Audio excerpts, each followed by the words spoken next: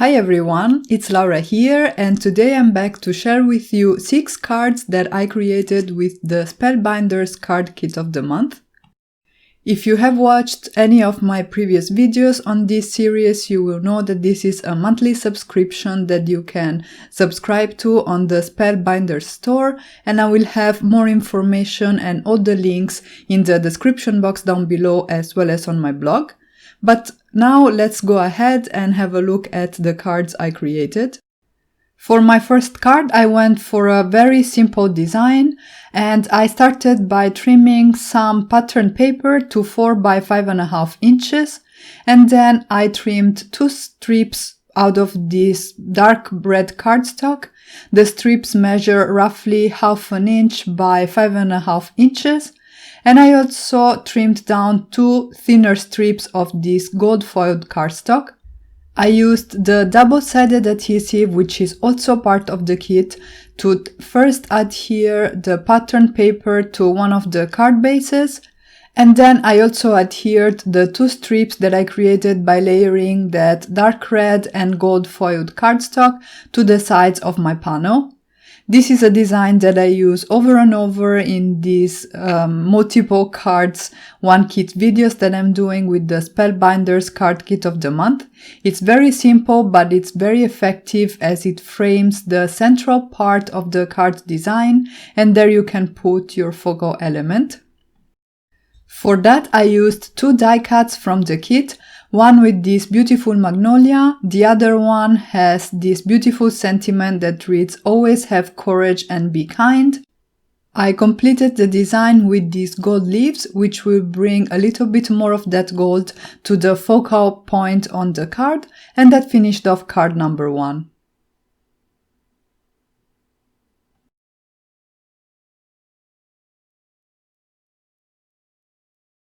For my second card, I decided to use again pattern paper and die cut shapes. I trimmed down one design to 4 by 5.25 inches, and the second design here is trimmed down to 4.25 by 5.5 inches, which is the size of my card base. And this way, once I tape them together, I will have a small border all around my front panel. I decided to go for a very clean look, and I adhered this stack of books and stack of teacups using the foam squares in the kit. I adhered the sentiment that reads, "This is my happy," sort of on the opposite corner of my card front, and then I completed everything with a few of the embellishments in the kit. And that was it for card number 2. Very fast and very cute.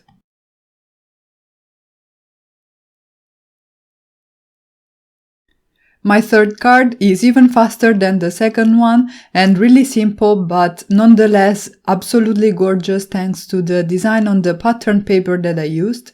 It's this kind of watercolor florals look, which I find extremely elegant and effective. I trimmed down some green cardstock from the kit to 4.25 by 5.5 inches, and then I also trimmed down this design to 4 by 5.25 inches, so that I also have this 1/8 of an inch border all around my card. I taped the 2 sheets together, and then for the sentiment I chose this scripty hello die cut shape. This is a gold foil paper, so it will add an extra touch of elegance to the card front. And you could even call your card done at this point. I think it will be absolutely beautiful as is, but I always like to add a few extra touches. So I used again the embellishments in the kit, and I created 3 clusters around the sentiment. The embellishments are sticky on the back, but if you don't press them down too firmly, you can still play around with the positioning until you figure out an arrangement that you like, which is exactly what I did. And then as a last step, I adhered everything to a card base. This is one of the card bases that are included in the kit. They are 10 in total, and they also come with envelopes, so you are really good to go. And this finished up card number 3.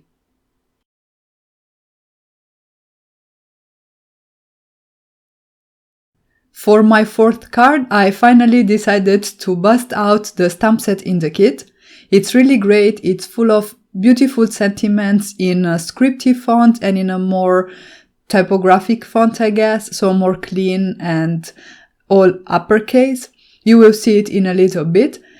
For the card base, I cut some vanilla cardstock to 4 1/4 by 5.5 inches, and then I adhered some pattern paper on top that I first cut to the same size, and then I trimmed the top off at an angle to create a bit of a more interesting design on the card. I decided to create a cluster of flowers with the die-cut shapes in the kit, so I used one large flower and two smaller flowers that I adhered to each side. I think these die cuts are really beautiful with this watercolor look. They remind me a little bit of that pattern paper that I used on the third card and will immediately add a touch of elegance to your project. I added some more leaves to this floral cluster and then I moved on and stamped the sentiment. The stamp set has the same name of the kit, which is Express Yourself. I don't think I mentioned it so far. And as you can see, it has these larger sayings with this beautiful scripty font, and then you have a cleaner font with sentiments that can complete your greeting. There was a little bit of an accident here because I guess I didn't adhere the stamp to my Mini Misty properly. So when I went to stamp the second time, the little line to the left of the word thanks had shifted a little bit. And rather than starting over, I decided to repeat the same pattern, so to say, on the right side of the word so that it looks like it's purposeful. To add a little bit of gold and a little bit of sparkle to this design, I used a gold Jelly Roll pen. This is a Sakura Jelly Roll pen in the size 8 to add some squiggly lines to the top portion of the card, just along the edges, as well as a few dots around the flowers. I'm changing the position and the size of the dots to make the whole thing look organic. And then I could move on and adhere everything to my card base. Having these ready-made card bases with the envelopes is so convenient. I really like how this card kit is really complete. Also, by the way, the double-sided adhesive and the foam squares are included in the kit, so really you have everything you need. And there you go, this is card number 4.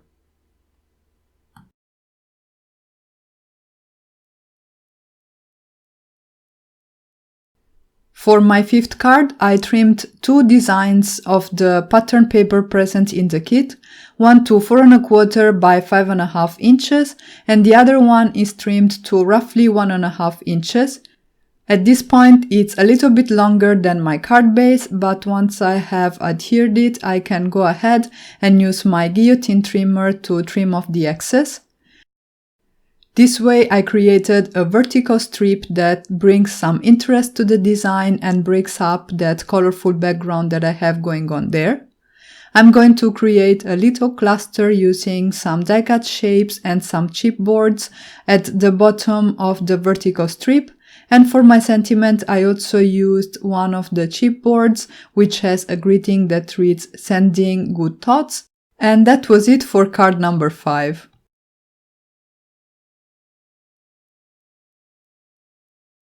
For my 6th and final card, I decided to use the dies in the kit.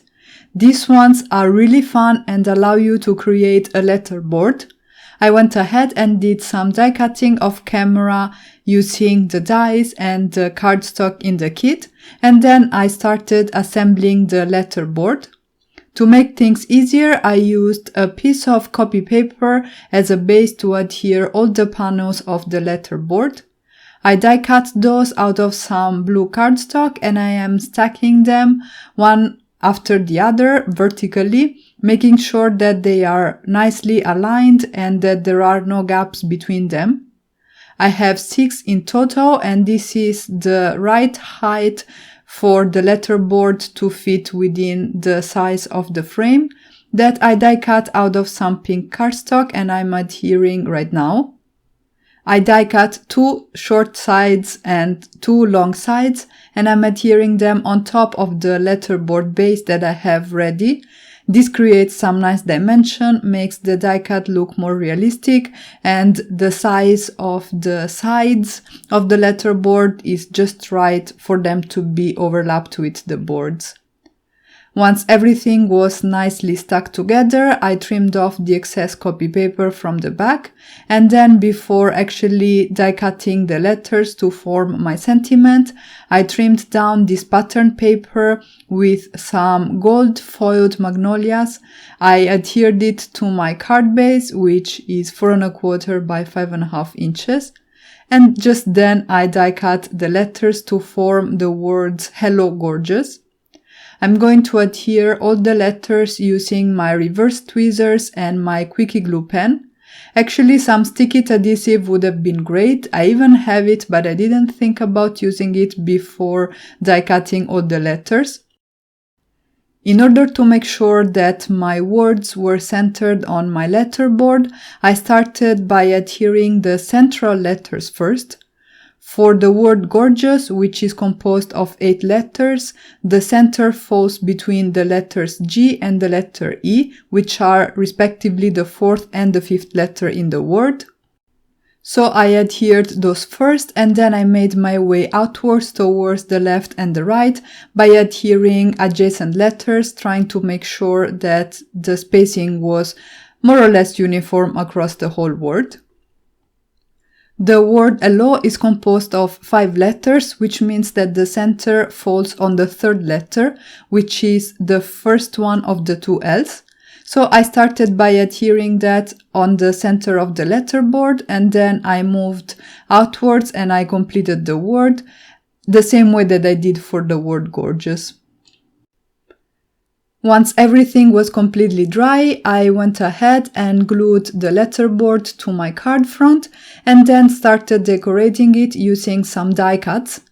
I picked the Magnolia die cut, which has the same design as the ones on the pattern paper that I have on my background, and I decorated that with a few gold leaves. I have a butterfly on the opposite corner, and then I also used 2 of the smaller chipboards in the card kit to decorate the letterboard further.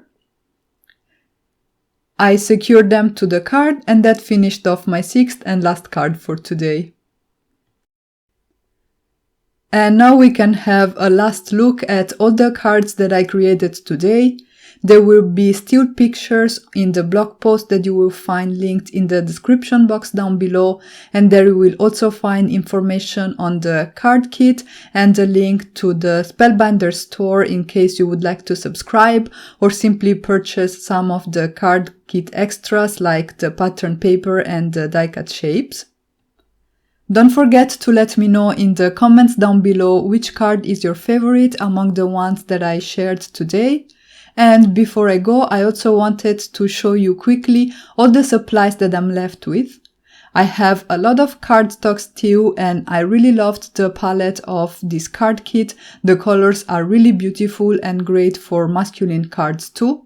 I have plenty of pattern paper to work with, and also still a lot of die cuts and of chipboard pieces. Most of the embellishments are there for me to play with, and also I have 4 more card bases as well as the envelopes.